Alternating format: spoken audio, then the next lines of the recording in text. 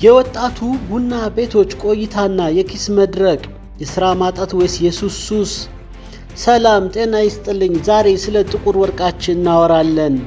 ኢትዮጵያ የቡና መገኛ ነች። ቡና ባህላችን፣ መገለጫችንና የኢኮኖሚያችን መሰረት ነው። ነገር ግን ዛሬ በአዲስ አበባ ጎዳናዎች ላይ አንድ ሲኒ ቡና ለመጠጣት ኪስን በደንብ መፈተሽ ግድ ሆኗል። ከ40 ብር ጀምሮ እስከ 150 ብር። ለመሆኑ ምርጥ የቡናችን ለውጭ ገበያ ልከን እኛ እዚህ ሪጀክት ወይም 5ኛ ደረጃ ያለውን ቡና እየጠጣን ለምን ይህን ያህል ዋጋ እንከፍላለን? ወጣቱ ስራ በሌለበት ሁኔታ በየቡና ቤቱ ተቀምጦ የሚያጠፋው ጊዜና ገንዘብ ዋጋ ስንት ነው? ዛሬ የቡና ፖለቲካና ኢኮኖሚ በዝርዝር እንፈትሻለን። ቡና አገራችን ይበቅላል። ታዲያ ለምን ተወደደ? ምክንያቶቹ ብዙ ቢሆኑም ዋና ዋናዎቹ እነዚህ ናቸው። አንደኛ፣ የዓለም ገበያ ተጽዕኖ ግሎባል ማርኬት። የኢትዮጵያ ቡና በውጭ ገበያ ያለው ፍላጎት ጨምሯል። ባንኮችና መንግስት ደግሞ የውጭ ምንዛሬ ስለሚፈልጉ ወደ ውጭ እንዲወጣ ይገፋፋሉ። ይህም የሀገር ውስጥ አቅርቦትን አሳንሶታል። ሁለተኛ፣ የደላሎች እጅ ሚድልሜን። ቡና ከገበሬው እጅ ወጥቶ ተጠቃሚው ጋር እስኪደርስ ብዙ መዳፎች ያልፋል። እያንዳንዱ ደላላ የራሱን ትርፍ ሲጨምር አዲስ አበባ ላይ ዋጋው ይባርቃል። ሶስተኛ፣ የቤት ኪራይና የግብአት ዋጋ። አንድ ስኒ ቡና 60 ወይም 150 ብር ሲሸጥ የምትከፍሉት ለቡናው ብቻ አይደለም። ለቤት ኪራይ፣ ለኤሌክትሪክ፣ ለከሰል፣ ለስኳርና ለሰራተኛ ደሞዝ ጭምር ነው። የአዲስ አበባ የቤት ኪራይ ደግሞ የቡናን ዋጋ አብሮ ሰቅሎታል። ሪጀክት ቡና በውድ ዋጋ። የሚያሳዝነው እውነታ ደግሞ ይሄ ነው። ለውጭ ገበያ የማይበቁ የተሰባበሩና ደረጃ የወረደ አንደርግሬድ ቡናዎች ናቸው ለሀገር ውስጥ ገበያ የሚቀርቡት።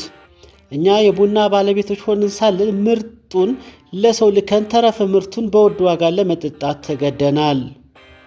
ይህ በኢኮኖሚ ቋንቋ የፍላጎትና የአቅርቦት አለመመጣጠን የፈጠረው ቀውስ ነው። ወጣቱ የቡና ቤት ቆይታ እንመለከታለን። አሁን ደግሞ ወደ ማህበራዊ ጉዳይ እንምጣ። በአዲስ አበባ በየመገናኛው በየቦሌውና በየሰፈሩ ያሉ የቡና ቤቶች በወጣቶች ተሞልተዋል።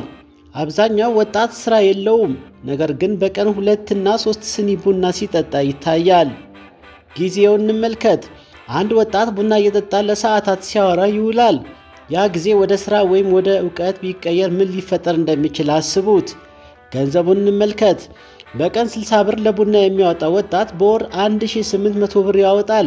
ይህ ገንዘብ ስራ ለሌለው ወጣት ትልቅ ቁጥር ነው። ለምን ይህ ይሆናል? ብዙዎች ስራ ስለሌለን ቦታ ለማሳለፊያ ነው ይላሉ።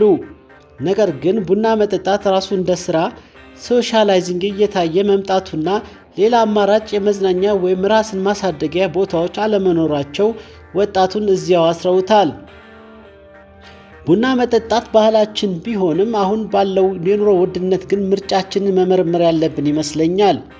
የቡና ዋጋ መጨመር ባንኮች ከሚፈልጉት የውጭ ምንዛሬና ከገበያው መዛባት ጋር የተያያዘ ቢሆንም እኛ ተጠቃሚዎች ግን ለምናወጣው ገንዘብ የሚመጥን ጥራት እያገኘን አይደለም።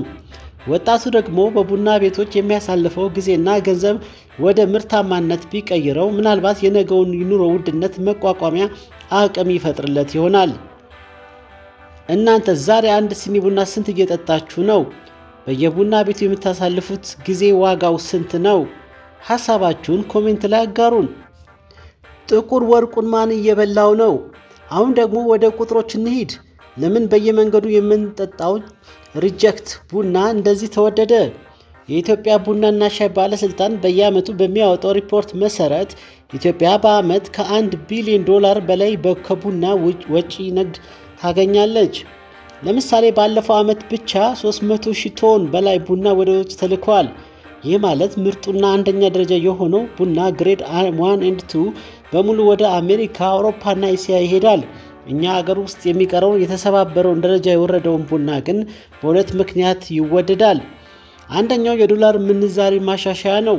አዲሱ የማክሮ ኢኮኖሚ ማሻሻያ የዶላር ዋጋ እንዲጨምር ስላደረገ ላኪዎች ቡናን ወደ ውጭ ቢልኩት የተሻለ ብር ያገኛሉ። ስለዚህ አገር ውስጥ ያለው ሪጀክት ወይም ወደ ውጭ ያልተላከው ቡና እንኳን በውጭ ገበያ ካለው ዋጋ ጋር እየተተመነብን ነው። የሀገር ውስጥ ፍላጎት ጨምረዋል። እሱ እንመለከታለን።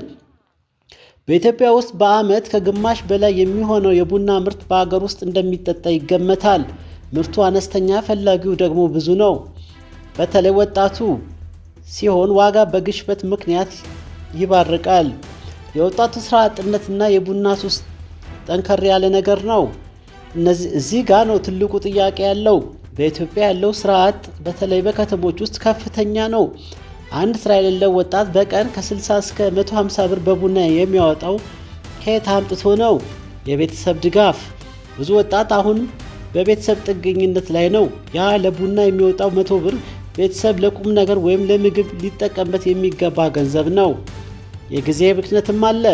አንድ ሲኒ ቡና ለመጠጣት 1 ሰዓት ብንወስድ በቀን 2 ሲኒ ቡና የሚጠጣ ወጣት በዓመት 730 ሰዓትን በቡና ቤት ያሳልፋል።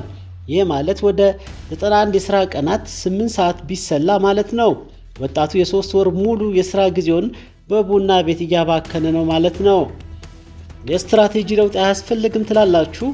ባንኮች ዲፖዚት እያሉ መንገድ ላይ እንደሚለምኑት ሁሉ ወጣቱም የቡና ሰዓቱ ወደ ሥራ ሰዓት፣ የቡና ብሩን ደግሞ ወደ ቁጠባ ቢቀይሮ ኖሮ የሀገሪቱ የፋይናንስ አቅም ምን ሊሆን እንደሚችል አስቡት።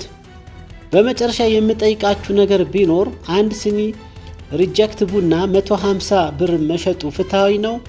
ወጣቱ በቡና ቤት ከሚያጠፋው ጊዜ እና ገንዘብ አንጻር መንግስት ወይም የግል ድርጅቶች የተሻለ የሥራ ፈጠራ ማዕከላት ቢገነቡ አይሻልም?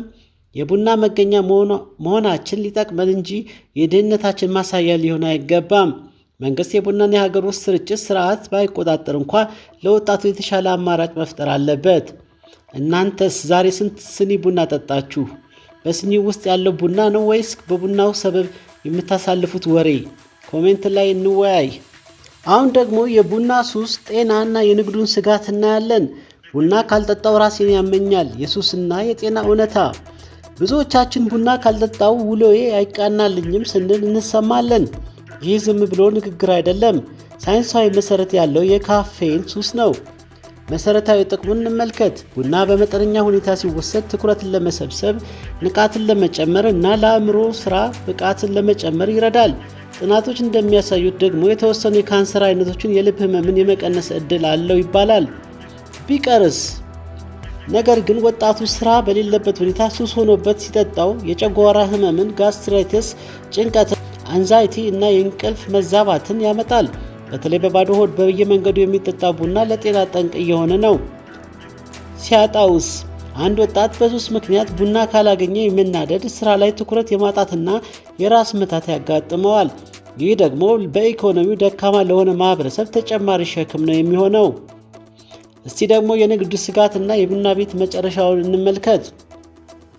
ሌላው ትኩረት የሚሻው ነጥብ የቡና ቤቶች ህልውና ነው። ዋጋው በጨመረ ቁጥር የቡና ንግድ አዋጭነቱ እየቀነሰ ሊመጣ ይችላል። አንደኛ፣ የደንበኛ መቀነስ። አንድ ስኒ ቡና 150 ብር ሲገባ ሱስ ያለበት ሰው እንኳን ቀንሼ ልጠጣ ወይ ቤት ውስጥ ላፍላ ማለቱ አይቀሬ ነው። ይህ ደግሞ እንደ ቶሞካ እና መሰል ትላልቅ የቡና ቤቶች የደንበኛ ቁጥራቸውን እንዲያጡ ያደርጋል። የጥራት መውረድ። የቡና ዋጋ ሲወደድ ቡና ቤቶች ትርፍ ለማግኘት ሲሉ ቡናውን ከሌላ ነገር ወይም ለምሳሌ ከተቆላ ገብስ ጋር የመቀላቀል ወይም ጥራቱን በጣም የወረደውን የመጠቀም አዝማሚያ ሊያሳዩ ይችላሉ። ይህ ደግሞ የኢትዮጵያን የቡና ስም ያበላሻል። የኪሳራም ስጋት አለ።